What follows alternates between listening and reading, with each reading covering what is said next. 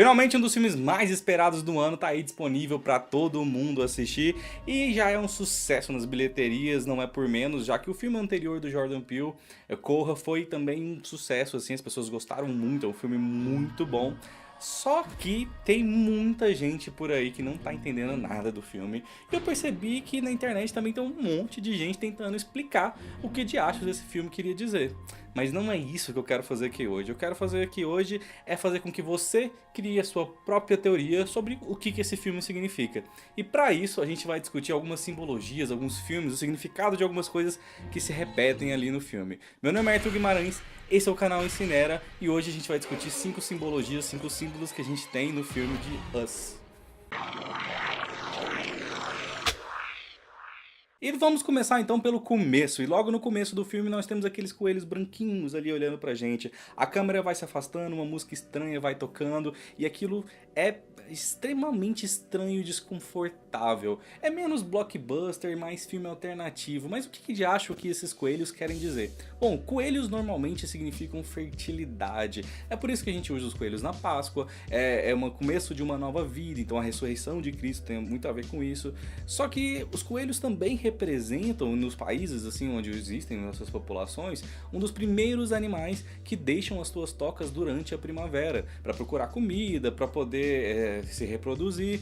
Então, os coelhos ali podem ter um significado de finalmente eles estarem se libertando de um buraco da sua toca, da sua jaula, onde eles estão presos ali naquele momento.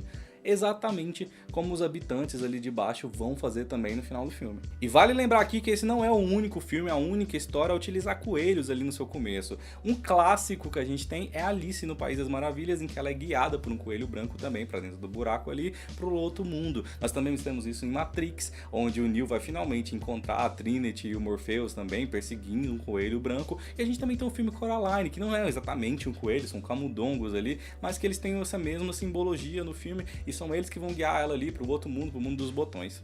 Então aqui nós talvez tenhamos literalmente um convite para abandonar a superfície e para baixo da terra e conhecer esse mundo que a gente nunca tinha ouvido falar. Vamos então para a Casa dos Espelhos. Espelhos são símbolos também utilizados em diversas histórias. E o interessante da física real dos espelhos é que se você coloca, por exemplo, um texto na frente do espelho, você vê ele ao contrário. Espelhos deveriam refletir exatamente a nossa realidade, mas quando você vê o texto ao contrário, você nota que existe algo estranho ali. Em Coraline, por exemplo, quando ela finalmente percebe que no mundo dos botões existe algo errado, é no espelho que ela vai ver o reflexo dos seus pais presos.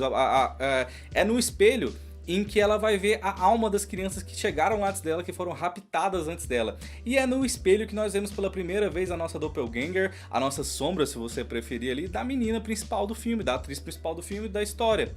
E a menina que estava até então presa no subsolo, vivendo apenas o reflexo da vida de uma pessoa que ela nem conhecia. E aqui só para complementar essa ideia, nós temos a teoria do psicólogo Charles Horton Coole, que diz que na verdade as nossas personalidades são baseadas nas interações que a gente tem com outras pessoas, baseadas na visão que as outras pessoas têm da gente, além, é claro, da visão que a gente tem sobre si mesmo. E ao entrar em contato com o espelho, você acaba vendo por um pequeno momento ali como as outras pessoas te veem. E isso pode ser uma experiência aterrorizante, assustadora, uma vez que uma pessoa pode simplesmente achar que ela tem um padrão totalmente diferente do que ela estava acostumado e aí criar uma baixa estima em cima do corpo dela, achar que o corpo dela não é aquele corpo, que aquilo não faz parte dela, querer fazer um regime para emagrecer porque de repente aquilo que ela tá vendo não é exatamente o que ela esperava ver dela mesma. Isso pode criar uma confusão na cabeça das pessoas. E ali, quando nós vemos pela primeira vez a garota lá no espelho, é como se ela estivesse de frente para o que a sociedade vê dela finalmente. E aí, assim, se você parar pra pensar, todos os doppelgangers ali, eles agem de uma maneira meio que estereotipada. Por exemplo, o pai da família é o homem negro, o alto, assustador, que pode ser um criminoso. A menina, ela tem que se comportar sempre sorrindo pra todo mundo, pra sociedade, porque ela é uma garota e ela tem que se apresentar dessa forma. As gêmeas, por exemplo, tudo que restou da personalidade delas ali nas sombras é justamente o fato delas serem ginastas. Então, assim, o espelho ali é um reflexo de algo que a gente talvez não gostaria de ver de nós mesmos e que é refletido na personalidade dos doppelgangers.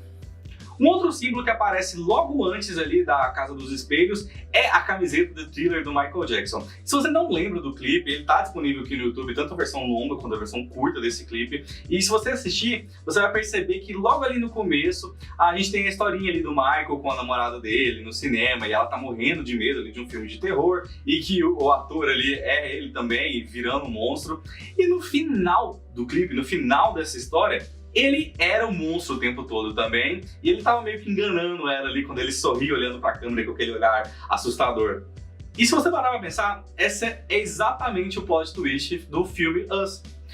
No final a gente descobre que as crianças estavam trocadas ali o tempo todo, e assim como o Michael Jackson era um monstro o tempo todo no final. E já que nós estamos falando de camisetas, vamos falar de uma que aparece no filme, mas aparece também numa propaganda, aparece no final do filme, que é o conceito lá do Hands Across America, que era uma iniciativa real, que era dos mesmos criadores do We Are No, We Are No Children, We Are No, assim, Marquês, não sei se vocês vão lembrar disso, dessa piada, mas foi uma iniciativa real que não deu certo. Ela visava juntar dinheiro, arrecadar dinheiro para acabar com a fome nos Estados Unidos, mas foi uma confusão. Teve até o presidente dos Estados Unidos falando que só passava fome quem era burro, porque tinha comida lá disponível para doação para quem quisesse, e foi algo muito esquisito.